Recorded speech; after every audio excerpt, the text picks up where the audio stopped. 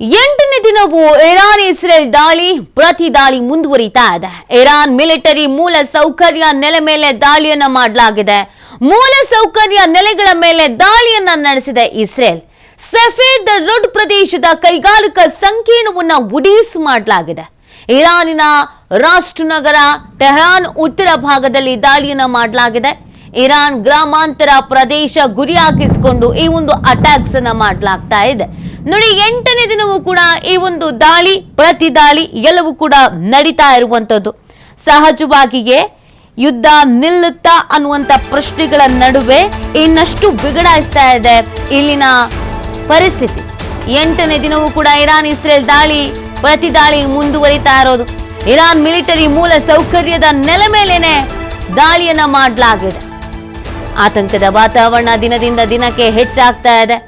ಯಾವುದೇ ಪರಿಸ್ಥಿತಿಯಲ್ಲಿ ಏನು ಬೇಕಾದ್ರೂ ಆಗಬಹುದು. ಅಣುಸ್ಥಾವರಗಳು ಹಾಗೇನೆ ಜನರು ವಾಸಿಸುವಂತ ಪ್ರದೇಶಗಳು ಇವುಗಳನ್ನೇ ಗುರಿಯಾಗಿಸಿಕೊಂಡಿಗೆ ಈ ಅಟ್ಯಾಕ್ಸ್ ಗಳನ್ನ ನಿರಂತರವಾಗಿ ಮಾಡಲಾಗ್ತಾ ಇದೆ. ಎರಡು ದೇಶಗಳು ಕೂಡ ಜಿದ್ದಿಗೆ ಬಿದ್ದಿರೋದು. ನಾವು ಯುದ್ಧ ನಿಲ್ಲಿಸಲ್ಲ, ತಯಾರಾಗಿದ್ದೀವಿ, ಸನ್ನದ್ಧರಾಗಿದ್ದೀವಿ ಅನ್ನುವಂತ ರೀತಿಯಲ್ಲಿ ಈ ಒಂದು ದಾಳಿಯನ್ನ ಮುಂದುವರಿಸಲಾಗ್ತಾ ಇದೆ. ನೋಡಿ, ಇರಾನ್ನಿಂದ ಸಾಕಷ್ಟು ರೀತಿಯಾದಂತಹ ಅಟ್ಯಾಕ್ಸ್ ಗಳಾಗ್ತಾ ಇದೆ. ಅದಕ್ಕೆ ಇಸ್ರೇಲ್ ಕೂಡ ತಕ್ಕ ಉತ್ತರವನ್ನು ಕೊಡುವಂತ ಪ್ರಯತ್ನದಲ್ಲಿ ಇರುವಂತದ್ದು. ಈ ಇರಾನ್ ಮತ್ತು ಇಸ್ರೇಲ್ ನಡುವೆ ನಡೀತಿರುವಂತ ಯುದ್ಧದ ತೀವ್ರತೆ ದಿನದಿಂದ ದಿನಕ್ಕೆ, ಕ್ಷಣದಿಂದ ಕ್ಷಣಕ್ಕೆ ಹೆಚ್ಚಾಗ್ತಾ ಇದೆ. ಇನ್ನು ಈ ಯುದ್ಧದಲ್ಲಿ ಅಮೆರಿಕ ಇಸ್ರೇಲ್ ಪರ ವಹಿಸಿಕೊಂಡು ಮೂಗು ತೂರಿಸ್ತಾ ಇರುವುದು ಬೇರೆ ರಾಷ್ಟ್ರಗಳನ್ನ ಅಚ್ಚರಿಗೂ ಕೂಡ ದೂಡಿದೆ.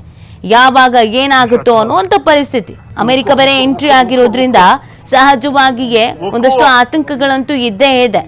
ಈಗ ನೋಡಿ, ಮಿಲಿಟರಿ ನೆಲೆಗಳನ್ನ ಹಾಗೇನೆ ಮೂಲಸೌಕರ್ಯ ನೆಲೆಗಳನ್ನ, ಹಾಸ್ಪಿಟಲ್ ಅನ್ನ, ಜನರು ಹೆಚ್ಚಾಗಿ ವಾಸಿಸುವಂತ ಪ್ರದೇಶವನ್ನ, ಏರ್ಪೋರ್ಟ್ಸ್ ಗಳನ್ನ, ಅಣುಸ್ಥಾವರಗಳನ್ನ ಇವುಗಳನ್ನೇ ಗುರಿಯಾಗಿಸಿಕೊಂಡಿಗೆ ಈ ಒಂದು ಅಟ್ಯಾಕ್ಸ್ ಗಳನ್ನ ಮಾಡಲಾಗ್ತಾ ಇದೆ.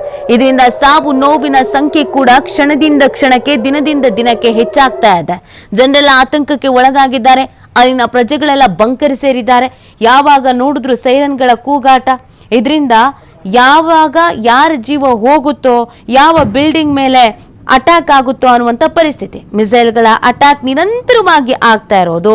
ಪರಿಸ್ಥಿತಿಯ ಹತೋಟಿಗೆ ತರುವಂತ ನಿಟ್ಟಿನಲ್ಲಿ ಪ್ರಯತ್ನಗಳನ್ನ ಅಕ್ಕಪಕ್ಕದ ರಾಷ್ಟ್ರಗಳು ಮಾಡ್ತಾ ಇದ್ರು ಕೂಡ ಡೋಂಟ್ ಕೇರ್ ಅಂತ ಹೇಳ್ತಾ ಇದೆ ಎರಡು ರಾಷ್ಟ್ರಗಳು. ನಾವು ಈ ಜಿದ್ದನ್ನ ತೀರಿಸಿಕೊಳ್ತೀವಿ ಅಂತ ಇರಾನ್ ಒಂದ್ ಕಡೆಯಲ್ಲಿ, ಇನ್ನೊಂದು ಕಡೆಯಲ್ಲಿ ಇಸ್ರೇಲ್.